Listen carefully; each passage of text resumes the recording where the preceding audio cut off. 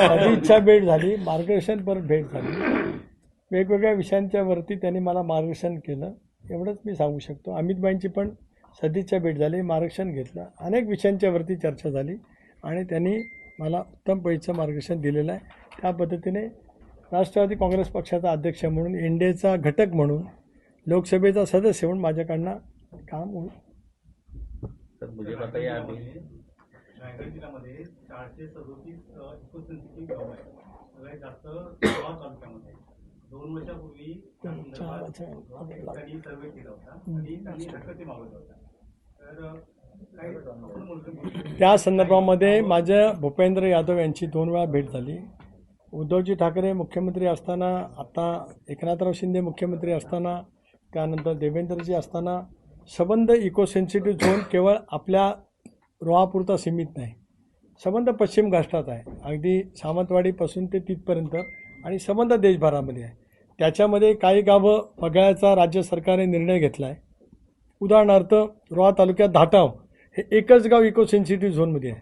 बाजूचं किल्ला, लांडर, बोरगर, वाशी, तळागर याच्यातलं कुठलंही गाव इकोसेन्सिटिव्ह झोन आहे. फक्त धाटाव MIDC, धाटाव गाव MIDC सहित आहे.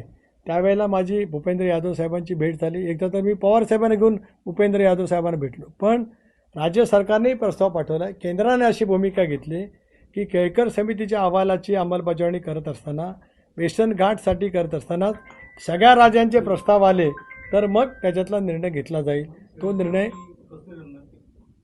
कस्तुरीरंजन दोन्ही, आपल्याकडे केळकर समिती पण नंतर नेमली गेली, पहिली कस्तुरीरंजन, त्याच्यामुळेच ते संबंध वेस्टर्न घाटचा मुद्दा आहे. त्यामुळे सगळ्या राज्यांचे प्रस्ताव. आंबेड पुलासाठी मी यावर्षी आता प्रयत्न केले. आता यावर्षीच्या बजेटमध्ये आंबेड पुलाला ते पैसे देण्याचा प्रयत्न करत आहेत. तिसरा महत्त्वाचा मुद्दा की 1 महिन्यापूर्वी अलिबागला ज्यावेळेला मी आलो होतो त्यावेळेला जिल्हा क्रीडा अधिकाऱ्यांना बोलून घेतलं होतं. त्यांच्याकडे अलिबागच्या जिल्हा क्रीडा संकुलाचा एक प्रस्ताव होता आणि वहिनींकडे आता तो विभाग आहे. पण त्यांच्यामार्फत, क्रीडा आयुक्तांच्या मार्फत त्यांना पाठवलेलं होतं. मी गेल्या 3 दिवसापूर्वी 3 वेळेला क्रीडा आयुक्तांशी बोललो. त्यांनी त्या दिवशी जिल्हा क्रीडा संकुलच्या 15 कोटीच्या कामाला प्रशासकीय मान्यता दिली. माझा फोन ऐकणार रेकॉर्डवरती कधी पण तपासा, आयुक्तांना बोलवा, विचारा, त्यांनी मान्यता दिली. बाकीचे जे तालुका क्रीडा संकुल आहेत, माणगाव असेल, मसा असेल, श्रीवर्धन असेल, रोहा असेल, याचे प्रस्ताव गेलेत. इतर तालुक्याचे सुद्धा प्रस्ताव पाठवण्याच्या दृष्टीकोनातून मी सूचित केलं आहे. कारण तो विभाग आता वहिनींच्याकडे असल्यामुळे त्याच्यासाठी आपल्याला प्रयत्न त्या ठिकाणी करता येऊ शकतात. खेलो इंडिया अंतर्गत ज्या वेळेला या 4 आठवड्यामध्ये पंतप्रधान महोदयांनी दर मंगळवारी NDAची बैठक बोलली होती, त्याच्यामध्ये एक प्रेझेंटेशन मनसुख मांडवी आहेत, ते त्यांच्याकडे हा पण विभाग आहे. त्यावेळेला त्यांनी खेलो इंडिया अंतर्गत काही कार्यक्रम सांगितले. 2036ला आपण ऑलिम्पिक मागतो आहोत, त्याच्या अगोदर कॉमनवेल्थ गेम आणि एशिया गेम होणार आहेत. त्या दृष्टिकोनातून खेलो इंडियाच्या मार्फत अनेक पायाभूत सुविधा करण्याच्यासाठी ते प्रयत्न करणार आहेत. भारत सरकार निधी देणार आहे. त्यावेळेला मी रक्षा खडसेजींची पण भेट घेतली, मांडव्यांची पण घेतली. पुढच्या आठवड्यात मी वहिनींना विनंती करणार आहे उपमुख्यमंत्री महोदयांना की बैठक घ्यावी आणि आपल्या रायगड जिल्ह्यामध्ये, माझ्या लोकसभा मतदारसंघात आणि राज्यात खेलो इंडिया कार्यक्रमाअंतर्गत काही पायाभूत सुविधा निर्माण करता आल्या तर त्याला आपल्याला गतीच्या निविदा ह्या एक 15-20 दिवसामध्ये निघतील. आणि दुसरा टप्पा जो आता नोव्हेंबर-डिसेंबरला घेतला जाणार आहे, तो दुसरा टप्प्यामध्ये कर्जतमधला तिसरा जो पूल आहे, ज्याची 80 कोटी रुपयाचं रक्कम त्या ठिकाणी होते, हे सगळे प्रपोज आरोपी आहेत, म्हणजे रेल्वे ओव्हरब्रिज. तर त्या याच्यासाठी सुद्धा मान्यता त्या ठिकाणी ही मिळाली जाणार आहे. चौथा विषय होता आपला नागोठण्याचा. तर नागोठण्याला सुद्धा त्या ठिकाणी अशा पैच्या रेल्वे ओव्हरब्रिजची आवश्यकता होती. त्या संदर्भामध्ये मुख्यमंत्री महोदयांना पत्र दिलं होतं. महारेल हे कॉर्पोरेशन जे स्थापन झालं आहे, याच्यामध्ये रेल्वेवरचे ओव्हरब्रिज राज्य सरकारचा 50% हिस्सा, भारत सरकारचा 50% हिस्सा, म्हणजे इंडियन रेल्वे, भारतीय रेल्वेचा, आणि 50% राज्य सरकारचे. त्याच्यामुळे रेल्वे मंत्र्यांना भेटून त्यांची अनुकूलता घेतली आणि मुख्यमंत्री महोदयांना भेटून त्यांची मान्यता घेतली. त्यामुळे नागोठण्याला सुद्धा जो आज 100 कोटी रुपयाच्या पुलाला सुद्धा त्या ठिकाणी मान्यता देण्यात आली आणि त्याच्यामुळे त्या कामाची सुद्धा निविदा 1 महिनाभरामध्ये निघून नागोठण्याच्या कामाला त्या ठिकाणी गती मिळू शकते आहे. हा महत्त्वाचा मुद्दा रेल्वेशी संबंधित त्या ठिकाणचा सोडवण्यामध्ये मला त्या ठिकाणी यश आलं. चौथा महत्त्वाचा मुद्दा, मी ललन सिंग नावाचे बिहारचे आहेत, नितीश कुमार साहेबांच्या पक्षाचे आहेत, वरिष्ठ मंत्री आहेत. त्यांच्याकडे मत्स्य व्यवसाय विभाग आहे, म्हणून त्यांच्याकडे विशेष करून रायगड लोकसभा मतदारसंघातल्या पंतप्रधान मत्स्य संपदा योजना असतील, पंतप्रधान PMSSY आणि PMMKSY आणि FIDF अशा ज्या 4-5 योजना आहेत त्याच्यामध्ये नावं पूर्ण वाचून दाखवतो. पण प्रधानमंत्री मत्स्य संपदा योजना, प्रधानमंत्री मत्स्य Kisan Samriddhi Yojana, the fisheries and agriculture infrastructure development fund आणि Kisan credit card facility for the fishermans अशा ज्या बाबतीमध्ये होतं त्या बाबतीमध्ये त्यांच्याशी माझी भेट झाली. त्यांनी राज्य सरकारला या संदर्भामध्ये रायगड लोकसभा मतदारसंघातले जे प्रस्ताव आहेत ते पाठवण्याचं पत्रव्यवहार केला. काल नितेश राणे यांची मी भेट घेतली आणि नितेश राणेंना माझ्या दिल्लीतल्या भेटीतलं सांगितलं, आपला संबंध रायगड जिल्हा कोकणपट्टी म्हणजे माझा लोकसभा मतदारसंघ अधिक पलीकडे अगदी सिंधुदुर्गापर्यंत आणि पालघरपासून या संबंध खाडीपट्ट्यातले प्रस्ताव हे त्यांच्याकडनं त्या ठिकाणी पाठवले जातील, जेणेकरून या संबंध योजनेचा मोठ्या प्रमाणावरती फायदा हा आपल्याला सरकारला त्या ठिकाणी घेता येऊ शकेल. मी जे मगाशी शिवराजसिंग चव्हाण साहेबांना बोललो त्याच्यामध्ये डेव्हलपमेंट ऑफ की agricultural crops and organic farming in Konkan region, कोकणाच्यामध्ये आपल्याला जे जे करता येऊ शकतं त्याच्यातली मी तुम्हाला कॉपी देईन आणि त्याच्या आधारे तुम्हाला माहिती मिळेल. त्या संदर्भात शिवराजसिंग चव्हाण साहेबांनी तातडीने अनुकूलता दाखवली. मी मगाशीच आपल्याला त्या संदर्भामध्ये बोललो. आणि नाशिकच्या कुंभमेळ्यामध्ये महाराष्ट्राच्या कृषी विभागाने एक प्रस्ताव पाठवला आहे, recommendation for the approval for the proposal of creation of vegetable and flower production cluster under RKVY for the Nashik Simhastha Kumbh Mela. या बाबतीतलं सुद्धा जे पत्रव्यवहार राज्य सरकारकडनं गेला आहे त्यालाही तत्काळ मान्यता देण्याचं शिवराजसिंग चव्हाण साहेबांनी त्या ठिकाणी मान्यता दिलेली आहे. चौथं महत्त्वाचं, सोनोवाल आपले मंत्री आहेत पोर्ट विभागाचे, त्यांची माझी भेट झाली. सागरमाला 2 अंतर्गत जवळपास 32,000 कोटी रुपयाचे प्रस्ताव आपल्या सरकारने पाठवलेले होते. नितेश राणेंनी मला फोन करून विनंती केली, त्याप्रमाणे मी सोनोवाल साहेबांना भेटलो. माझे त्यांचे खूप जवळचे संबंध असल्यामुळे त्या संबंध कामाला कॅबिनेटच्या पुढे या आठवड्याभरामध्ये किंवा पुढच्या आठवड्यामध्ये धोरण त्या ठिकाणी येणार आहे आणि त्याला मान्यता ही 100% दिली जाईल.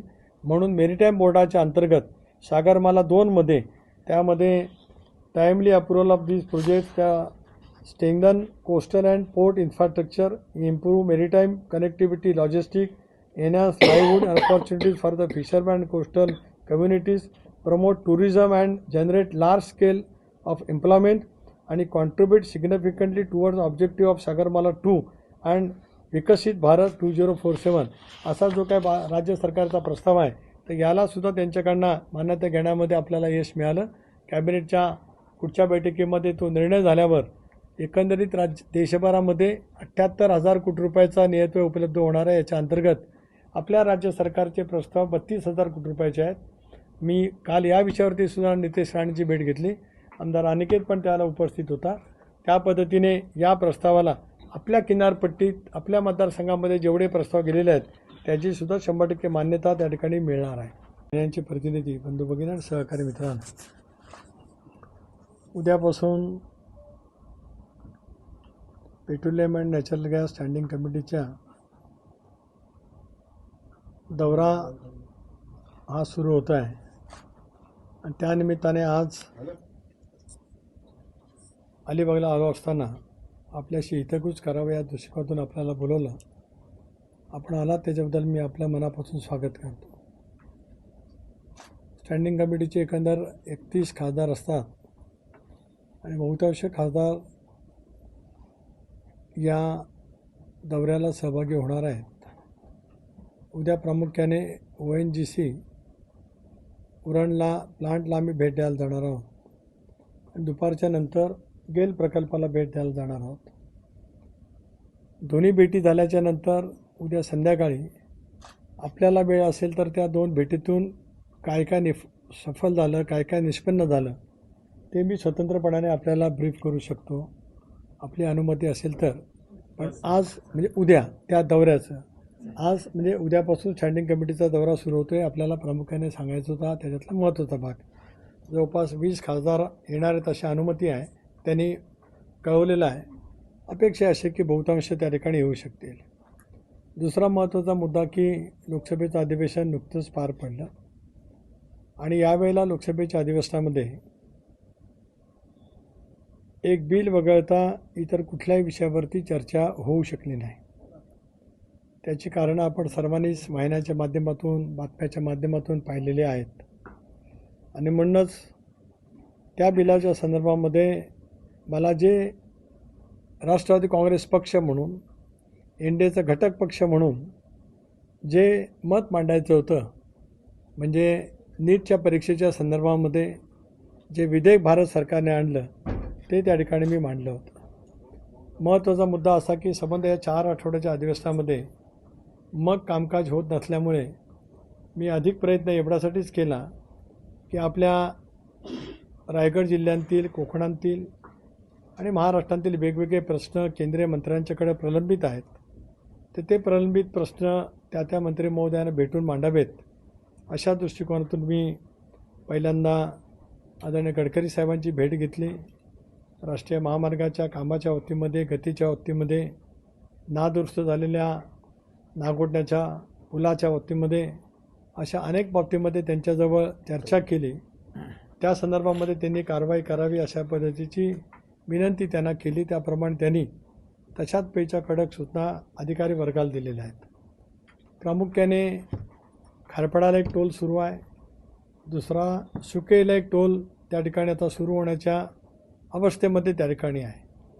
मी माहिती घेतली होती अगोदरच की 60 किलोमीटर अंतरामध्ये टोल हा बसवला जात असतो. आताचा जो सुकेईचा टोल बसवला जातो आहे तो 42 किलोमीटरच्या अंतरावरती बसला जातो आहे आणि म्हणूनच मी गडकरी साहेबांना विनंती केली की तो जो काय टोल त्या ठिकाणी बसला जातो आहे तो चूक आहे. 60 किलोमीटर अंतरावरती तो टोल त्या ठिकाणी बसला जावा एक, आणि रस्ता 100% काम पूर्ण झाल्याच्या नंतर मग टोलची आकारणी त्या ठिकाणी व्हावी. त्या पद्धतीने सुकळीचा टोल जो सुरू होणार होता त्याला त्यांनी थांबवलेला आहे. कारपाडाचा टोल त्यांनी सुरू ठेवला आहे, पण मी ज्यावेळेला पुन्हा एकदा त्यांना विनंती केली त्यावेळेला त्यांनी नक्की सांगितलं की एक ते नवीन पॉलिसी आणतायत, एक नवीन धोरण आणतायत, त्याच्यामध्ये त्या बाबतीतला पुनर्विचार करण्यासंबंधीचं आश्वासन त्यांनी दिलं आहे. पण सुकळीचा टोल मात्र आता सुरू होणार नाही एवढं त्यांनी नक्की त्या ठिकाणी सांगितलं. जे काही काम निकृष्ट दर्जा झालं आहे त्याची चौकशी त्यांनी लावली आणि शक्यतो ते काम किती लवकर पूर्ण होऊन त्याचा फायदा कोकणवासीय ज्यावेळेला गणरायाच्या आगमनाच्या निमित्ताने जातील त्यावेळेला तो स्तुस्थितीत आणावा अशाही त्यांनी सूचना दिल्यात. तिसरा महत्त्वाचा म्हणजे ताम्हाणी घाट हा राष्ट्रीय महामार्ग काम करण्यासाठी MSRDCला त्यावेळेला निधी उपलब्ध करून दिला होता. दिघी पोर्ट व्हायचं झालं त्यावेळेला मी खासदार असताना त्याच्या अगोदरही गडकरी साहेबांना भेटलो. त्याला तो राज्यमार्ग होता, तो त्यांनी राष्ट्रीय महामार्ग घोषित केला. त्यामुळे आज त्या रस्त्याचं काम जे झालं आहे अगदी पुण्याच्या चांदणी चौकापासून ते आपल्या हद्दीमध्ये या बाजूला आगरदांड्यापर्यंत आणि इकडे दिघीपर्यंत हे भारत सरकारने दिलेल्या पैशातून काम झालं आहे. मधल्या कालावधीमध्ये लँडस्लाईड झाली आणि त्याच्यामुळे जवळपास 1 महिनाभर ट्रॅफिक बंद झाली होती. आता अतिवृष्टी झाली होती, वस्तुस्थिती खरी आहे आणि म्हणूनच ते काम सत्वर सुरू करावं म्हणून एक शेलार नावाचे सचिव आहेत, ते चीफ इंजिनियर आहेत, वसईकर नावाचे AC आहेत जे पुण्याला बसतात. माझाही सतत त्यांच्याशी संपर्क होता. युद्धपातळीवरती काम करण्याच्या त्यांनी सूचना दिल्यात आणि तिथेच एक 10 किलोमीटर लांबीचा टनेल होऊ शकतो याच्यासाठी त्यांना विनंती केल्यावर त्याने एक DPR बनवण्याचे आदेश दिलेत. ते आदेश दिल्याच्या नंतर DPR बनवण्याचं काम थोडासा पाऊस कमी झाला की लगेच सुरू होईल आणि DPR बनला गेला की त्या 10 किलोमीटरचा बोगद्याच्या कामाला भारत सरकारच्या राष्ट्रीय महामार्ग प्राधिकरणाकडं पूर्ण लागणारा निधी मंजूर करण्याचं आश्वासन गडकरी साहेबांनी दिलेलं आहे. त्याच्यामुळे तो बोगदा झाला, अंतरही कमी होईल आणि लँडस्लाईडच्यामुळे त्या ठिकाणी जो काय धोका तयार होतो तो पूर्णपणे थांबू शकेल.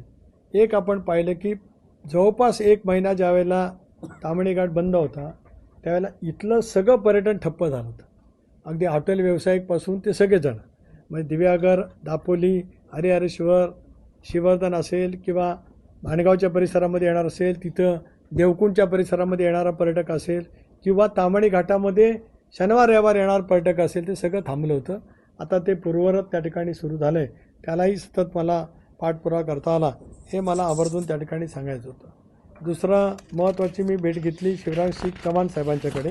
माझ्याकडे सगळी पत्रं त्याच्याकडे आहेत आणि शिवराजसिंग चव्हाण साहेबांना मी विनंती केली की त्या संदर्भामध्ये आज आपल्याकडे कोकणामध्ये प्रामुख्याने मी आपल्याला पत्रव्यवहार देतो त्याच्यातला की फलोद्यानावरती आधारित ज्या काय बाबी आपण त्या ठिकाणी करू शकतो ते त्यांना विनंती केली होती. त्यांनी ताबडतोब राज्य सरकारकडे पत्र देण्याच्या दृष्टिकोनातून त्यांच्या विभागाला सूचित केलं आणि त्याचबरोबर महाकुंभ जे काय नाशिकच्या परिसरामध्ये कुंभमेळा होणार आहे त्या संदर्भामध्ये राज्य सरकारने जो प्रस्ताव त्या ठिकाणी पाठवलेला होता त्या प्रस्तावाच्या बाबतीमध्ये त्यांनी अनुकूलता दाखवली. तो राज्य सरकारचा प्रस्ताव होता आणि त्याला त्या ठिकाणी मान्यता दिली जाणार आहे. तिसरं, अश्विनी वैष्णव आपले केंद्रीय रेल्वे मंत्री आहेत, त्यांची मी भेट घेतली. त्याच्यामध्ये प्रामुख्याने रोहा आणि पेण या दोन्ही रेल्वे स्थानकांना अमृत योजनेअंतर्गत समावेश करण्याच्या दृष्टिकोनातून आपण त्यांना विनंती केली.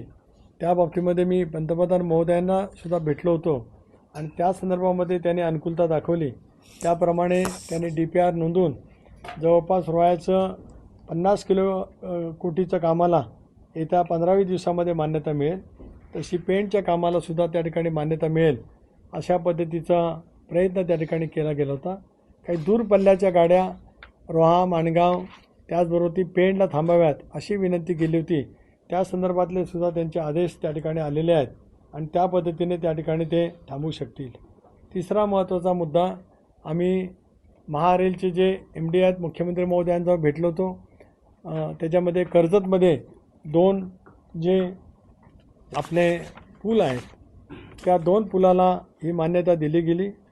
एक पुलाची किंमत आहे 100 कोटी रुपये, दुसऱ्या पुलाची किंमत आहे 111 कोटी रुपये. अशा या 2 पुलाची मान्यता देण्यात आली आणि त्या दोन्ही पुलाच्या निविदा ह्या एक 15-20 दिवसामध्ये निघतील. आणि दुसरा टप्पा जो आता नोव्हेंबर-डिसेंबरला घेतला जाणार आहे तो कोल्ड स्टोरेजचा प्रयत्न आहे. जसं कोल्ड स्टोरेज करंजाला पवारसाहेब ॲग्रिकल्चर मिनिस्टर असताना त्याला ॲग्रिकल्चर मंत्रालयाच्या अंतर्गतच मत्स्य व्यवसाय होता, पण पवारसाहेबांच्यामुळे करंजा मच्छीमार संस्थेला मोठ्या प्रमाणावरती कोल्ड स्टोरेज मिळालं. माझा स्वतःचा प्रयत्न आहे. मी अनेक वेळेला श्रीवर्धन तालुक्यात मच्छीमारांना सांगितलं, अलिबागमध्ये सुद्धा म्हटलं की त्यांनी एकत्रित यावं, एक तयार करावं, जितकं लागेल तेवढं कोल्ड स्टोरेज आपण त्यांना नाबार्ड आणि NFDCच्या मार्फत देऊ. श्रीवर्धनला पण मी प्रपोज केलं, इतर ठिकाणी आलं तर त्यालाही प्रयत्न योजनेअंतर्गत. काल नितेश राणेंजवळ चर्चा करताना अनेकेती तिथं होता. आपल्या जिल्ह्याचे जे मत्स्य व्यवसाय उपसंचालक आहेत त्यांना त्यांनी सूचित केले की त्यांनी प्रत्येक ठिकाणी जाऊन हे जे काही नवीन योजना भारत सरकारने राज्य सरकारने केल्या आहेत ह्या प्रत्येक कोळीवाड्याच्या मध्यवर्ती ठिकाणी जाऊन त्यांनी बैठका घ्याव्यात आणि एक त्यांचं 1 दिवसाचं शिबिरसारखं घ्यावं, योजनांची माहिती त्यांना द्यावी. त्याचा लाभ जर काय त्यांना मिळाला तर त्याचा फायदा होईल. एक बाब प्रकाशाने सांगतो की मत्स्य व्यवसायाला कृषीचा दर्जा दिला. राज्य सरकारचे आभार मानतो, देवेंद्रजींचे, एकनाथराव शिंदे साहेबांचे आणि सुनेत्राबेनींचे. त्याच्यामुळे आत्ता अहिल्यादेवी होळकर जी कृषी माफ योजना आहे त्याचा फायदासुद्धा मच्छीमार व्यावसायिकांनी जो कर्ज घेतलेला असेल त्यांच्या माफीसाठी सुद्धा होणार आहे. श्रीवर्धनचा जीवना कोळीवाड्यात 300 कोटी रुपयाचं जेटीचं काम चालू आहे. श्रीवर्धनच्या मुळगाव कोळीवाड्यात 150 कोटी रुपयाचं जेटीचं काम सुरू आहे. हरणे माझ्या लोकसभा मतदारसंघात दापोलीला येतं, तिथे मोठ्या प्रमाणावरती मच्छीमार व्यवसाय होतो, तिथे 250 कोटी रुपयाचं काम सुरू आहे. आणि आता भरडखोलला 325 कोटी रुपयाच्या कामाच्या मान्यता मिळाली आणि त्याच्या कामाला सुरुवात आहे. आता राहिलेल्या जेटीमध्ये आदगाव, त्याच्यानंतर दिघी, त्याच्याबरोबर ती रोहिणी असे 3 प्रस्ताव काल मी वाशी हवेली म्हणजे तळा तालुक्यातलं शेवटचं गाव मांदाड अशा 4-5 ठिकाणी जेटी प्रस्तावित केल्यात. त्याला येत्या महिनाभरामध्ये मान्यता मिळेल आणि त्या कामाला वेग येईल. त्यांच्याकडे बैठक बोलवायला सांगेन. त्या बैठकीला उद्योगमंत्र्यांनासुद्धा निमंत्रित करू आणि आपण जो मुद्दा मांडलात, कारण शेवटी सुरक्षा ही महत्त्वाची आहे आणि विशेष करून रासायनिक उत्पादन करणाऱ्या कारखान्यांच्या मध्ये या बाबतीतले जे काही नॉर्म्स आहेत ते पाळले जात नाही, ते अनेक वेळा निदर्शनात आलेलं आहे. पाताळगंगा परिसरामध्ये सुद्धा अनेक वेळा तसं होतं, महाडला होत असतं, रोहायलासुद्धा होत असतं. त्यामुळे ती बैठक एकदा या सप्टेंबर महिन्यामध्ये आयोजित करण्याचा माझ्याकडनं प्रयत्न केला जाईल. दुसरं महत्त्वाचं आपल्याला सांगतो की 18व्या लोकसभेमध्ये गेलो त्यावेळेला आपल्याकडे RCFच्या विस्तारीकरणाचा एक मुद्दा होता. त्यावेळेला केंद्रीय मंत्री जे कर्नाटकचे होते त्यांची माझी भेट झाली होती.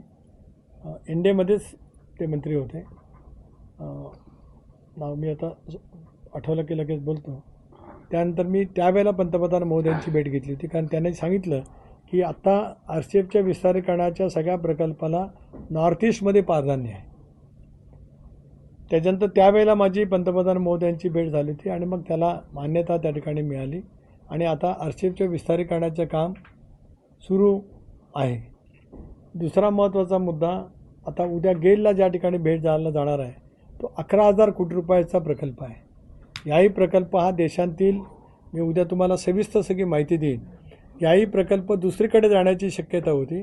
पण त्या संदर्भामध्ये सुद्धा आता NDAमध्ये आल्याच्या नंतर मी पंतप्रधान मोदींची भेट घेतली आणि त्याच्यातून आता 11,000 कोटी रुपयाची गुंतवणूक तिथे होते. तिसरं महत्त्वाचं आपल्याला सांगायला पाहिजे की जिंदाल समूहाचा जो वडखळचा गडपचा प्रकल्प आहे याच्या एक्सपान्शनच्या बाबतीमध्ये सुद्धा नागरिकांच्या मनात शेती जमीन देण्याच्या बाबतीमध्ये नकारात्मक भूमिका होती. त्यांना MIDCच्या मार्फत अधिग्रहण संपादित करायचं नव्हतं. मी सज्जन जिंदालांची 2 वेळा भेट घेतली आणि मी त्यांना सांगितलं की डायरेक्ट कंपनीनेच खरेदी करावी. त्याप्रमाणे त्यांनी कंपनीने खरेदी करण्याचं केलं. नक्कीच शेतकऱ्यांना जो दर पाहिजे होता 1 कोटी रुपयाच्या आसपास तो दिला गेला आणि शाश्वत हमी दिली गेली की ज्याची जमीन गेली त्याच्यातला 1 लावला जाईल आणि त्याच्यामुळे आता त्यांच्या विस्तारीकरणाच्या कामाला वेग त्या ठिकाणी आला. चौथा, एकदा 2 वर्षापूर्वी मी आनंद अंबानी यांची भेट घेतली होती, कारण IPCL पुला आपला मूळ कारखाना, त्यावेळेला वसंतदादा राज्याचे मुख्यमंत्री होते, राम प्रधान साहेब आपले मुख्य सचिव होते. त्यावेळेला तो आला, त्याला गती अधिक आली. पवारसाहेब 88ला मुख्यमंत्री झाले, त्यावेळेला राजीव अग्रवाल त्यावेळेला कलेक्टर होते. त्यावेळेला गावं उठवायची होती, त्याच्यासाठी मी तालुका अध्यक्ष असल्यापासून प्रयत्न केले. ते आंबेघर, बेलशेत, ते पिगोंड गाव होतं, ते उठवली गेली, सगळ्यांची समजूत घातली, त्यामुळे IPCL झालं. नंतर त्यावेळेला सुद्धा 750 लोकांना नोकऱ्या देण्यासाठी पवारसाहेब मुख्यमंत्री असताना, केवळ तालुका अध्यक्ष असताना माझ्यामुळे ती बैठक झाली. बाकीचे इतरही मंत्री होते, आप्पासाहेब दारकर त्यावेळेला पालकमंत्री होते आणि त्यावेळेला 650 प्रकल्पग्रस्तांना सामावून घेण्यात आलं. आता अनंत अंबानी यांची भेट झाल्याच्यानंतर त्यांचाही विस्तारीकरणाचं काम मोठ्या प्रमाणावरती सुरू आहे आणि तिथेसुद्धा आम्ही तीच भूमिका मांडली की विस्तारीकरणामध्ये कळत न कळत इनडायरेक्ट रोजगार होतो तो स्थानिकांना मिळाला पाहिजे. म्हणजे आता तिथे नागोडनाथ चालक मालक वाहतूक संघटना मी त्यावेळेला स्थापन केली. त्यांचे काही प्रश्न आहेत, अनेक त्यांची बैठक घेणार आहे. मी पण तिथल्या प्रमुख व्हाईस प्रेसिडेंटशी बोलले, त्याला त्या ठिकाणी गती नक्कीच येईल. त्यांच्या विस्तारीकरणसुद्धा वेगाने सुरू आहे. त्याच्यामुळे हे 4 महत्त्वाचे प्रकल्प ज्याला विस्तारित होतील, आता हे सगळे आधुनिक प्रकल्प आहेत, त्यामुळे थेट नोकऱ्यांचं प्रमाण कमी राहील, पण त्याचबरोबर ती नकळत इनडायरेक्ट एम्प्लॉयमेंट जी होते ती याच्यातून मोठ्या प्रमाणावरती जनरेट होऊ शकते. त्याच्यासाठीच स्वर्गीय दादा असताना आपण IIITचं सेंटर आपण रोहायला मंजूर करून घेतलं. माझ्या माहितीप्रमाणे आम्ही सतत पाठपुरावा करतो आहोत. त्याच्यातला काही कोर्सेस हे आता महिन्याभरामध्ये त्या ठिकाणी सुरू होतील. ते कोर्सेस त्याला 120 कोटी रुपये मिळणार आहे. टाटा समूह 120 कोटी देणार आहे. नगरपालिकेची जागा उपलब्ध करून दिली आणि त्याच्यातून आता त्या प्रकल्पाला, त्या IIITच्या प्रोजेक्टला गती मिळेल. टाटाचे सगळं त्याच्यातलं तंत्रज्ञ हे आपल्याकडच्या 10वी पास झालेल्या मुलांना, 12वी पास झालेल्या मुलांना आता जे रोजगार, जे कारखाने आपल्या जिल्ह्यात येणार आहेत त्याच्यावरती आधारित असलेलं प्रशिक्षण देतील. त्यांचं सर्टिफिकेट टाटाचं असेल आणि त्याच्यामुळे त्या येणाऱ्या नवीन प्रकल्पामध्ये या 10वी 12वी झालेल्या मुलांनासुद्धा तंत्र शिक्षणावरती आधारित, किमान कौशल्यावरती आधारित रोजगार त्या ठिकाणी मिळेल, असे आपले प्रयत्न आहेत. मंत्री महोदय अन्नपूर्णा देवी या महिला बाल कल्याण खात्याच्या मंत्री आहेत. त्यांच्याकडे राज्य सरकारच्या महिला बाल कल्याण विभागाच्या मार्फत एक प्रस्ताव गेलेला आहे की राज्यामध्ये 8,153 नवीन अंगणवाडीला त्या ठिकाणी मान्यता द्यावी. 153 राज्यात त्यानंतर सप्लिमेंटरी न्यूट्रिशन प्रोग्राम अंतर्गत एन्हान्समेंटचं एक पत्र दिलेलं आहे, त्याला मान्यता त्या ठिकाणी दिली जावी. त्याचबरोबर ती proposal for the sanction of 11 special adoption agencies and 3 observation homes under the mission Vatsalya for the year 2526 या बाबतीमधला एक पत्रव्यवहार केला गेला होता. आणि 29 new Shakti sadans under the centrally sponsored mission Shakti scheme हे मागण्याचा महिला बालकल्याण विभागाने जो प्रस्ताव दिला होता. अन्नपूर्णा देवी या मॅडमची माझी भेट झाली, त्यांनी हा प्रस्ताव घेतलेला आहे. त्यालासुद्धा या कॅबिनेटमध्ये पुढच्या कॅबिनेटमध्ये एक नवीन धोरण हे नवीन याच्या वर्षातलं पंतप्रधान महोदय आणणार आहेत, त्याच्यामध्ये मान्यता ही 100% दिली जाईल असं त्यांनी त्या ठिकाणी आश्वासित केलेलं आहे. सर्वात महत्त्वाचा अनेक वेळेला आपल्यासमोर चर्चा झाली तो जलजीवन. जलजीवनच्या कामाचा एकंदर जो बोजवारा उडाला होता त्या बाबतीमध्ये CR पाटील नावाचे मंत्री आहेत, त्यांची माझी भेट झाली. त्यांनी माझ्यासमोरच 438 कोटी रुपये राज्य सरकारला द्यायचे होते, ते त्यावेळेला त्यांनी रिलीज केले. पण मी त्यांना विनंती केली, हे पूर्वीनी राज्य सरकारने दिलेले पैसे त्याचे तुम्ही रिएम्बर्स करतात. आज कामं ठप्प आहेत, कॉन्ट्रॅक्टरचे पैसे दिले नाहीत पण कॉन्ट्रॅक्टर सांगतात आणि निकृष्ट दर्जाची कामं आहेत. पण 12 ऑगस्टला महाराष्ट्र सदनला त्यांनी महाराष्ट्रातल्या सगळ्या लोकसभा सदस्य खासदारांना 48 अधिक राज्यसभेचे जे खासदार आहेत सर्व पक्षीय त्यांना त्यांनी निमंत्रित केलं होतं. गुलाबराव पाटील त्या बैठकीला होते, आपल्या राज्याचे अप्पर मुख्य सचिव पराग जैन होते, स्वतः CR पाटील साहेब, त्याच्यानंतर राज्यमंत्री रामदास आठवले साहेब, राज्यमंत्री रक्षा खडसे, राज्यमंत्री प्रतापराव जाधव, त्यांच्या विभागाचे राज्यमंत्री पण होते, त्यांचे प्रधान सचिव पण होते. त्यावेळेला सगळ्या खासदारांच्या समोर चर्चा झाली. त्यामध्ये प्रामुख्याने असं लक्षात आलं की बऱ्यापैकी ॲडव्हान्स हा अगोदर दिला गेला आणि ॲडव्हान्स दिलेल्या रकमेइतपत काम ठेकेदारांनी केलं नाही, तर त्यांच्यावरती गुन्हे दाखल करावे असं मंत्री महोदयांनी सांगितलं. दुसरा महत्त्वाचा मुद्दा, आपल्या जिल्ह्याची जी माहिती त्या ठिकाणी दिली गेली होती त्या माहितीमध्ये 90% योजना पूर्ण होत असताना जेवढी लोकसंख्या आहे त्या लोकसंख्येच्या 95% घरांमध्ये नळाच्याद्वारे पाणी पोचलं जातं असा अहवाल त्या ठिकाणी होता. मी तत्काळ नापसंती व्यक्त केली, ह्या चुकीची माहिती आहे, दिशाभूल करणारे असं सांगितलं. त्याची गांभीर्याने नोंद त्या ठिकाणी घेतली गेली.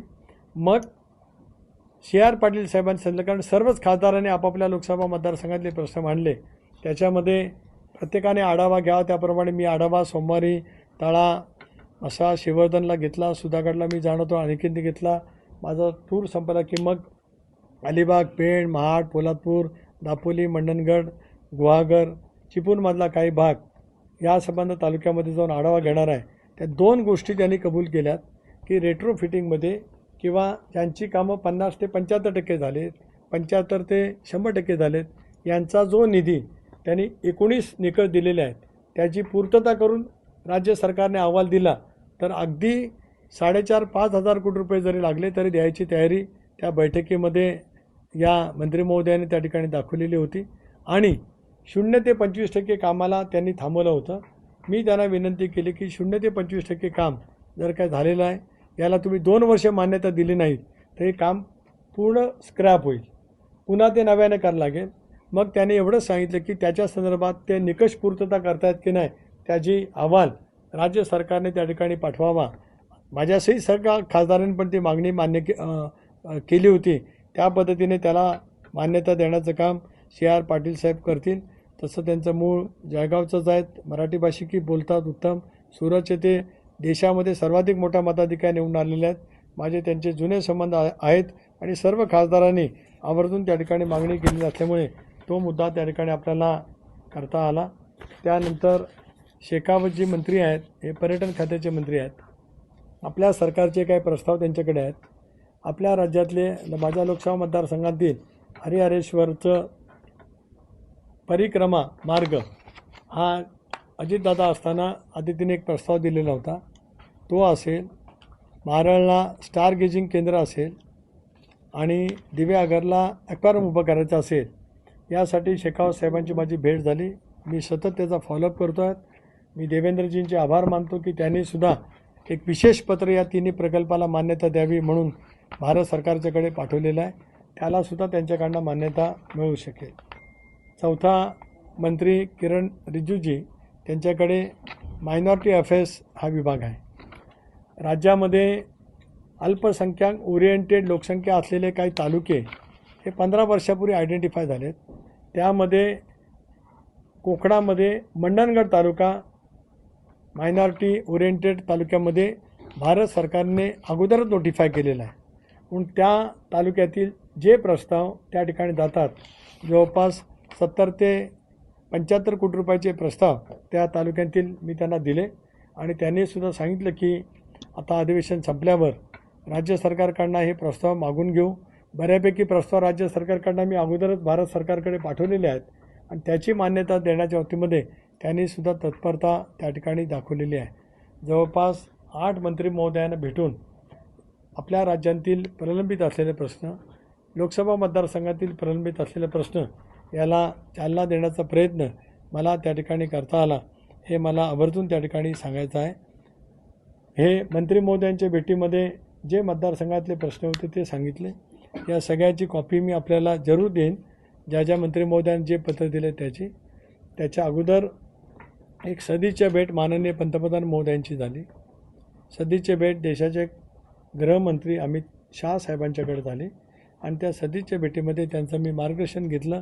विकासाच्या कामाच्या बाबतीमध्ये चर्चा केली, इतरही काय बाबतीमध्ये चर्चा झाली. त्यांच्याकडे निवेदन देण्याचा काय मुद्दा फारसा नव्हता, परंतु एक सद्भावना भेट, सदिच्छा भेट आपण जे म्हणतो, ती त्या 2 राष्ट्रीय नेते आहेत, राष्ट्राचे आपले पंतप्रधान आहेत देशाचे मोदी साहेब, त्यांच्याजवळ भेट झाली आणि अमितभाईंच्याजवळ भेट झाली. या अधिवेशनामध्ये फारसं कामकाज न चालू शकल्यामुळेच जास्तीत जास्त कामाला भारत सरकारच्या माध्यमातून मान्यता कसे मिळवता येईल या गोष्टीवरती भर त्या ठिकाणी ठेवला होता. ते आपल्यामार्फत आपल्या रायगड लोकसभा मतदारसंघातील जनतेच्या समोर प्रकर्षाने जावं हा त्याच्या पाठीमागचा हेतू होता. ते आपल्याजवळ विशद करावं यासाठी मी आपल्यासमोर ते मांडलं. आता आपल्याला काय मोकळेपणाने संवाद करत असेल तर आपण करावा अशी आपल्याला विनंती. बाहेर बोर्ड 95 रुपये आणि टोल जास्त 100 रुपये झालेला नाही. निगोले म्हणून अधिकारी त्यांना विचारला होता. खारपाड्याच्या वतीमध्ये सुद्धा होईल, पण आपण जे वाढवलेले दर बोलतात ते मी आजच येण्याच्या अधिकाऱ्यांचा जो बोलतो ना, गडकरी साहेबांचा बोलतो. सर, आपण रोहा पेन नागोठणे येथे रेल्वे संदर्भात चर्चा केली. अलिबाग रेल्वेबाबत काही चर्चा झाली का? कारण नाही, या संदर्भामध्ये पूर्वी जो विषय होता ते आरसीएफच्याच लाईनला वरतूनच ते आणावं. आता मधल्या कालावधीमध्ये वसई अलिबाग जो काय कॅरिडॉर होत आहे त्याच्यामध्ये रेल्वेचा समावेश राज्य सरकारने केलेला आहे. त्याच्यामुळे त्या रेल्वे मार्गाचा मुद्दा त्या ठिकाणी आता इंडियन रेल्वेजकडे म्हणजे भारतीय रेल्वेकडे करण्याच्या दृष्टिकोनातून कमी शक्यता एवढ्यासाठीच आहे का आता राज्य सरकारने तो प्रकल्प हातामध्ये घेतला आहे. पहिल्या टप्प्यातल्या भूसंपादनासाठी राज्य सरकारने आता निधीची उपलब्धता केली. पुढचं आता DPR बनण्याचं काम सुरू आहे. त्यावेळेला वडखळपासून अलिबागपर्यंत रेल्वे आणण्याच्या दृष्टिकोनातून 100% त्याच्यामध्ये अंतर्भाव होईल. तर माणगावच्या बायपासचं काम गणेशोत्सवापूर्वी पूर्ण होईल असं सांगितलं जाते, काय वस्तुस्थिती? तिथे आता गर्डर वगैरे टाकण्यात आलेले आहेत. दोन्ही बाजूच्या मार्गिका होतील असं मी नव्हतं म्हटलं. मी जी बैठक तिथे घेतली होती त्या बैठकीमध्ये एक मार्गिका सुरू होईल असं त्यांनी आश्वासित केलं होतं. त्या पद्धतीने तिथे काम सुरू आहे. कोकण रेल्वेसुद्धा त्या कामामध्ये मदत केली, फॉरेस्टनीसुद्धा मदत केली आणि त्याच्यामुळे मला स्वतःला विश्वास आहे की गणपतीपूर्वी एक मार्गिका सुरू होईल. दिघी पोर्ट संदर्भामध्ये कोळी बांधवांचा नकार आहे, त्या संदर्भामध्ये ज्या दिवशी सुनावणी होती त्या दिवशी मी शिवधरमध्ये होतो. कोळी बांधव मला भेटलेले होते. मी त्यांना म्हटलं होतं की ज्यानं सुनावणी आहे, तुमचा जो आक्षेप असेल तो त्या ठिकाणी तुम्ही नोंदवा. काही त्याच्यातले आज बांधव मला कदाचित आता भेटायला येतील, त्याला मी ते समजून घे. त्याने जे मूलभूत प्रश्न मांडलेत ते सुटले गेलेच पाहिजेत. अशा वेळेला दिघी पोर्ट विकसित करणारे अदानी पोर्ट यांच्या वरिष्ठ अधिकाऱ्यांना बोलून त्यांनी मांडलेले प्रश्न सुटत असतील तर मग मी कोळी बांधवांच्या जो चर्चा करून तो सुटतं आहे का सामंजस्याचा हा मार्ग काढेन. तो सुटत नसतील तर त्यांची जी हरकत आहे त्याचा मी पाठपुरावा करेन. पण एकंदरीत जे काय कारखानदारी येते आहे ती प्रदूषण विरहित राहावी हा माझा प्रयत्न राहील. मच्छीमारांच्या व्यवसायासाठी त्याची आडकाठी तयार होणार नाही हा दुसरा 100% प्रयत्न राहील आणि मग त्याच्यातून सर्वांची अनुकूलता मिळाली तर पुढे जाता येईल, नाहीतर आहे त्या ठिकाणीच थांबवण्याच्यासाठी त्यांची जी हरकत असेल त्याचा पाठपुरावा केला जाईल. सर, रायगडसह कोकणाचा जर मतदारसंघाचा विधानसभा किंवा लोकसभा विधानसभा मतदारसंघाचा विचार केला तर महायुतीचं प्राबल्य अधिक दिसत आहे. आता पालकमंत्री पदाचा तिढा देखील सुटलेला आहे. विकासाला कशी चालना मिळेल यापुढे अधिक? नाही, पालकमंत्री एक जिल्ह्याच्या विकासाच्या दृष्टिकोनातून एक DPC अंतर्गत करणारी व्यवस्था आहे, त्यामुळे त्याच्यातून चालना नक्की मिळेलच. परंतु तो नव्हता म्हणून काय विकास थांबला होता अशातला काय भाग नाही. ते करणं आवश्यक होतं, ते झालं, त्याचा मला आनंद आहे, कारण त्याच्यामध्ये माझाही पुढाकार होता, त्यामुळे त्या बाबतीमध्ये झालं. पण एकंदरीत आत्ता जी मी आपल्याला माहिती दिली तो आपल्या लोकसभा मतदारसंघाचा विकासाचा सगळाच आराखडा आपल्यासमोर ठेवला. कृषी खाता असेल, मत्स्य व्यवसाय विभाग असेल, फलोद्यान विभाग असेल, शेतकऱ्यांच्या दृष्टिकोनातून अन्य काही बाबी करण्याच्या बाबतीमध्ये असेल, त्या दृष्टिकोनातून सागरमाला योजनेअंतर्गत मेरिटाईम बोर्डाच्या अंतर्गत असेल, पर्यटन विभागाच्या मार्फत असेल, या सगळ्या कामाला आपण चालना दिलेली आहे आणि त्याचा पाठपुरावा करू. अधिक गतीने कसा विकास करता येईल त्यासाठी सगळ्यांचे प्रयत्न राहतील. DPCचं गठन कधीपर्यंत होऊ शकलं आता? नाही, एक असं आहे की DPCचं गठन दोन पद्धतीने एक प्रक्रियेतनं राहतं. एक तर आता स्थानिक स्वराज्य संस्थांच्या निवडणुका झाल्यात, त्याच्या अंतर्गत जी घटना दुरुस्ती राजीव गांधी पंतप्रधान असताना झाली, त्याच्या अनुषंगाने गेल्या 15-20 वर्षामध्ये DPC इलेक्टेड आली होती आणि त्याचं गठन होत होतं. आता त्या संदर्भामध्ये राज्य सरकार निर्णय करेल, कारण आता जिल्हा परिषद आणि पंचायत समिती, जिल्हा परिषद नगरपालिका निर्वाचित झाल्यात. किमान ज्या जिल्ह्यामध्ये झाल्यात तिथे तर इलेक्शन करता येईल, ज्या जिल्ह्यामध्ये नाही झाल्यात त्या ठिकाणी तसं राहील. त्याचबरोबर त्या DPCमध्ये राज्य सरकारला विशेष निमंत्रित नेमता येतात, ज्याच्यात एक विशिष्ट कलमाखाली, आणि इतरही आमंत्रित त्या ठिकाणी करता येतात. मला असं वाटतं आता ती प्रक्रिया एखाद महिन्याच्या आत पूर्ण होईल, म्हणजे निमंत्रित नेमण्याची. आता इलेक्शनचा निर्णय सरकार करेल, पण आता तो सरकारला लवकर करावा लागेल. सर, काल एक उद्योजकांची उद्योग परिषद या ठिकाणी झाली. 4,000हून अधिक रोजगाराची संधी मिळणार आहे. यापूर्वी अशा पद्धतीचे रोजगार निर्मिती करता आली असते का? एक असं आहे की आपल्या जिल्ह्यामध्ये रोजगाराची निर्मिती करण्याचं काम अभ्यास सुरू आहे. आता आपण ज्याला बघतो आहोत की संबंध उत्तर रायगडमध्ये कारखानदारी आहेच, दक्षिण रायगडमध्ये धाटाव MIDC असेल किंवा महाडची MIDC अगोदरची आहेत, त्या रासायनिक उत्पादन करणार आहेत.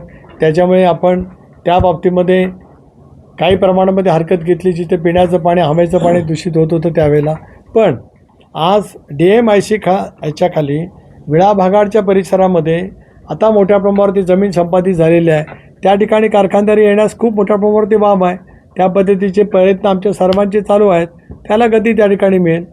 शेवटी रोजगाराची निर्मिती करत असतानाच आपल्या नैसर्गिक समतोलावर असमतोल होणार नाही याची खबरदारी घेणं, आणि होणार असेल तर त्याची व्यापकता कमी करत त्याच्यामध्ये कशा पद्धतीने प्रदूषण अधिक होणार नाही या दृष्टिकोनातून आपल्याला रोजगाराचे प्रयत्न पुढच्या कालावधीमध्ये करता येतील. दिघी पोर्ट विकसित ज्या काय सुनावण्या आहेत त्याच्या पाठीमागे सुद्धा कारखानदारी हाच एक भाग आहे. पण मच्छीमारांचा काय मुद्दा आहे, तसेच इतर काही प्रश्न असतील ते सोडून कारखानदारीला गती मिळेल. एक मुद्दा याच्यामध्ये एक आहे की ही इंडस्ट्रियल डेव्हलपमेंट रायगडमध्ये आत्ताच नाही, फार पूर्वीपासून सुरू आहे. की रायगड औद्योगिक जिल्हा म्हणूनच आपण डिफाईन केला सरकारने. रोजगारही त्याच्यात मिळाले, त्याच्यातही धुमल. खारपाडाच्या वतीमध्ये सुद्धा होईल. पण आपण जे वाढवलेले दर बोलतात ते मी आजच येण्याच्या अधिकाऱ्यांचा जो बोलतो ना, गडकरी साहेबांचा बोलतो. सर, आपण रोहा पेन नागोठणे येथे रेल्वे संदर्भात चर्चा केली. अलिबाग रेल्वेबाबत काही चर्चा झाली का? कारण नाही, या संदर्भामध्ये पूर्वी जो विषय होता ते आरसेपच्याच लाईनला वरतूनच ते आणावं. आता मधल्या कालावधीमध्ये वसई अलिबाग जो काय कॅरिडॉर होत आहे त्याच्यामध्ये रेल्वेचा समावेश राज्य सरकारने केलेला आहे. त्याच्यामुळे त्या रेल्वे मार्गाचा मुद्दा त्या ठिकाणी आता इंडियन रेल्वेजकडे, म्हणजे भारतीय रेल्वेकडे करण्याच्या दृष्टिकोनातून कमी शक्यता एवढ्यासाठीच आहे की आता राज्य सरकारने तो प्रकल्प हातामध्ये घेतला आहे. पहिल्या टप्प्यातल्या भूसंपादनासाठी राज्य सरकारने आता निधीची उपलब्धता केली. पुढचं आता DPR बनण्याचं काम सुरू आहे.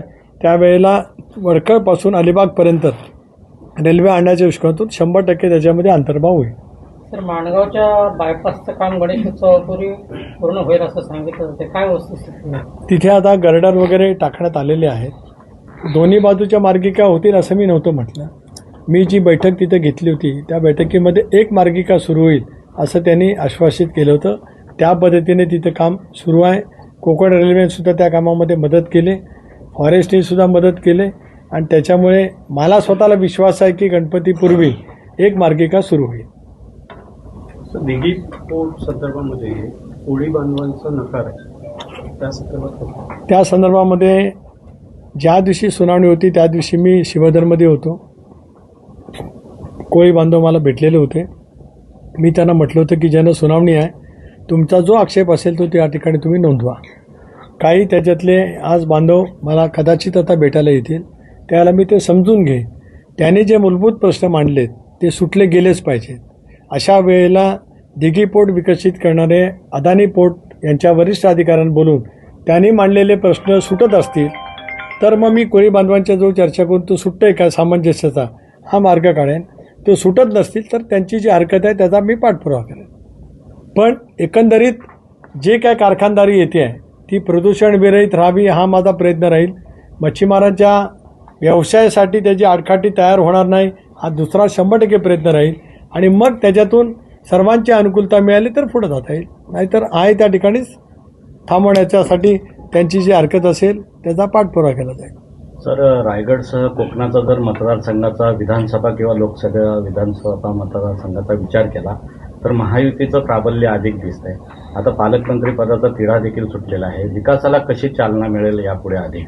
नाही, पालकमंत्री एक जिल्ह्याच्या विकासाच्या दृष्टिकोनातून एक DPC अंतर्गत करणारी व्यवस्था आहे.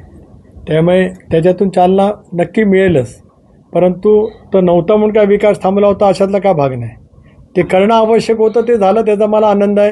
कारण त्याच्यामध्ये माझाही पुढाकार होता, त्यामुळे त्या बाबतीमध्ये झालं. पण एकंदरीत आत्ता जी मी आपल्याला माहिती दिली तो आपल्या लोकसभा मतदारसंघाचा विकासाचा सगळाच आराखडा आपल्यासमोर ठेवला. कृषी खाता असेल, मत्स्य व्यवसाय विभाग असेल, फलोद्यान विभाग असेल, शेतकऱ्यांच्या दृष्टिकोनातून अन्य काही बाबी करण्याच्या बाबतीमध्ये असेल, त्या दृष्टिकोनातून सागरमाला योजनेअंतर्गत मेरिटाईम बोर्डाच्या अंतर्गत असेल, पर्यटन विभागाच्या मार्फत असेल, या सगळ्या कामाला आपण चालना दिलेली आहे आणि त्याचा पाठपुरावा करू. अधिक गतीने कसा विकास करता येईल त्यासाठी सगळ्यांचे प्रयत्न राहतील. DPCचं गठन कधीपर्यंत होऊ शकणार आपण? नाही, एक असं आहे की DPCचं गठन दोन पद्धतीने एक प्रक्रियेतनं राहतं. एक तर आता स्थानिक स्वराज्य संस्थांच्या निवडणुका झाल्यात, त्याच्या अंतर्गत जी घटना दुरुस्ती राजीव गांधी पंतप्रधान असताना झाली त्याच्या अनुषंगाने गेल्या 15-20 वर्षामध्ये DPC इलेक्टेड आली होती आणि त्याचं गठन होत होतं. आता त्या संदर्भामध्ये राज्य सरकार निर्णय करेल, कारण आता जिल्हा परिषद आणि पंचायत समिती, जिल्हा परिषद नगरपालिका निर्वाचित झाल्यात. किंवा ज्या जिल्ह्यामध्ये झाल्यात तिथे तर इलेक्शन करता येईल, ज्या जिल्ह्यामध्ये नाही झाल्यात त्या ठिकाणी तसं राहील. त्याचबरोबर त्या DPCमध्ये राज्य सरकारला विशेष निमंत्रित नेमता येतात, ज्याच्यात एक विशिष्ट कलमाखाली, आणि इतरही आमंत्रित त्या ठिकाणी करता येतात. मला असं वाटतं आता ती प्रक्रिया एखाद महिन्याच्या आत पूर्ण होईल, म्हणजे निमंत्रित नेमण्याची. आता इलेक्शनचा निर्णय सरकार करेल, पण आता तो सरकारला लवकर करावा लागेल. सर, काल एक उद्योजकांची उद्योग परिषद या ठिकाणी झाली. 4,000हून अधिक रोजगाराची संधी मिळणार आहे. यापूर्वी अशा पद्धतीचे रोजगार निर्मिती करता आली असते का? एक असं आहे की आपल्या जिल्ह्यामध्ये रोजगाराची निर्मिती करण्याचं काम अभ्यास सुरू आहे. आता आपण ज्याला बघतो आहोत की संबंध उत्तर रायगडमध्ये कारखानदारी आहेच, दक्षिण रायगडमध्ये धाटाव MIDC असेल किंवा माडचे MIDC अगोदरचे आहेत, त्या रासायनिक उत्पादन करणार आहेत. त्याच्यामुळे आपण त्या बाबतीमध्ये काही प्रमाणामध्ये हरकत घेतली, जिथे पिण्याचं पाणी, हवेचं पाणी दूषित होत होतं त्यावेळेला. पण आज DMIC याच्या खाली विळा भागाडच्या परिसरामध्ये आता मोठ्या प्रमाणावरती जमीन संपादित झालेली आहे. त्या ठिकाणी कारखानदारी येण्यास खूप मोठ्या प्रमाणावरती वाव आहे. त्या पद्धतीचे प्रयत्न आमच्या सर्वांचे चालू आहेत, त्याला गती त्या ठिकाणी मिळेल. शेवटी रोजगाराची निर्मिती करत असतानाच आपल्या नैसर्गिक समतोलावर असमतोल होणार नाही याची खबरदारी घेणं, आणि होणार असेल तर त्याची व्यापकता कमी करत त्याच्यामध्ये कशा पद्धतीने प्रदूषण अधिक होणार नाही या दृष्टिकोनातून आपल्याला रोजगाराचे प्रयत्न पुढच्या कालावधीमध्ये करता येतील. दिघी पोर्ट विकसित त्या ज्या काय सुनावण्या आहेत त्याच्या पाठीमागे सुद्धा कारखानदारी हाच एक भाग आहे. पण मच्छीमारांचा काय मुद्दा आहे, तसेच इतर काही प्रश्न असतील ते सोडून कारखानदारीला गती मिळेल. साहेब, एक मुद्दा याच्यामध्ये एक आहे की ही इंडस्ट्रियल डेव्हलपमेंट रायगडमध्ये आत्ताच नाही, फार पूर्वीपासून सुरू आहे की रायगड औद्योगिक जिल्हा म्हणूनच आपण डिफाईन केला सरकारने. रोजगारही त्याच्यात मिळाले, त्याच्यातही धुमल. नरेंद्र मोदी साहब के पास सदिच्छा मुलाकात की, उनके आशीर्वाद लिए, उनके मार्गदर्शन मैंने पाया. देश के गृह मंत्री अमित शाह साहब की भी मैंने मुलाकात की, सदिच्छा की मुलाकात की. उन्होंने भी मुझे आशीर्वाद दिया और कुछ मार्गदर्शन किया है. उसके बाद मैंने आदरणीय गडकरी साहब, वैष्णव, शिवराज सिंह चौहान, अमरजीत सोनोवाल, किरण रिजिजू जी, लल्लन सिंह जी, शेखावत जी, अन्नपूर्णा देवी जी, सब मंत्रियों के पास अलग अलग सब्जेक्ट उनके जो डिपार्टमेंट के लेकर महाराष्ट्र के कई सब्जेक्ट हो, कोकण के हो, ख़ास तौर पर मेरे पार्लियामेंट्री कॉन्स्टिट्यूंसी रायगढ़ रत्नागिरी के बारे में हो, मैंने सारे प्रस्ताव उनके पास दिए हुए हैं और सब मंत्रियों ने मुझे आश्वासित किया है जो जो प्रस्ताव राज्य सरकार की तरफ से जाएंगे उस सब प्रस्ताव के लिए मान्यता देने का, राशि देने का निर्णय उन्होंने किया है. ख़ास तौर पर जल शक्ति मंत्रालय के मिनिस्टर CR पाटिल साहब के साथ भी मैंने मुलाकात की. उनके बाद उन्होंने पूरे खासदार संसद को महाराष्ट्र के एक मीटिंग भी बुलाई थी. आज हमारे ज़िले में पार्लियामेंट्री कॉन्स्टिट्यूंसी में पूरे महाराष्ट्र में जल जीवन मिशन के काम के बारे में बहुत सारी शिकायतें हैं, बहुत सारे निधि केंद्र सरकार के पास से आने का है. उसके बारे में एक अच्छी तरह से चर्चा हो गई है. उन्होंने भी राज्य सरकार के मंत्री गुलाबराव जी पाटिल वहाँ पे हाजिर थे. हम सब सांसद थे लोकसभा के और राज्यसभा के, उसके बारे में भी निर्णय भारत सरकार की तरफ से लिया गया है. धन्यवाद.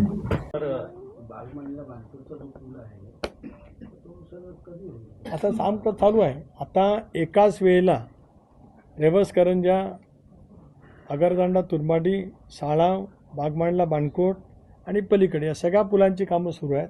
अपेक्षा अशी आहे, बाणमांडलाचं काम गतीने चालू आहे, आताही चालू आहे. तुरमाडी आणि दिघीचं काम चालू आहे, म्हणजे अगरदांडा ती तुरमाडी ही कामं त्यांनी आता सांगितल्याप्रमाणे 1-2 वर्षात ते पूर्ण करतील. क्रीडा संकुलाला प्रशासकीय मान्यता मिळाली, आता लवकरच तांत्रिक मान्यता म्हणून निविदा निघेल, त्याला निधी उपलब्ध करून दिला आहे. सर, आपने देश के प्राइम मिनिस्टर है नरेंद्र मोदी जी और अमित शाह और कई मंत्रीगण, सेंट्रल मिनिस्टर से मुलाकात की. कोकण और रायगढ़ के विकास गति को देने के लिए क्या इनका पूरा हो गया क्या, उनको पूछने तो फिर बाद में मैं बात करूँगा. रामदास भाई सर क्या कहेंगे? रामदास कदम. आज मी जिल्ह्याच्या विकासाच्या बाबतीमध्ये बोलत असल्यामुळे तसल्या विषयावरती आज माझी बोलण्याची इच्छा नाही. कारण मी शेवटी विकासावरतीच उभा राहिलो आहे आणि विकास हे स्वप्न घेऊन पुढे वाटचाल करायची आहे, त्याची माहिती दिली. उद्या बैठकीची अधिकृत माहिती आम्हाला देता येत नाही रिपोर्ट जाईपर्यंत, पण ढोबळ मानाने उद्या माझ्या भेटीचा अन्वयार्थ सांगेन.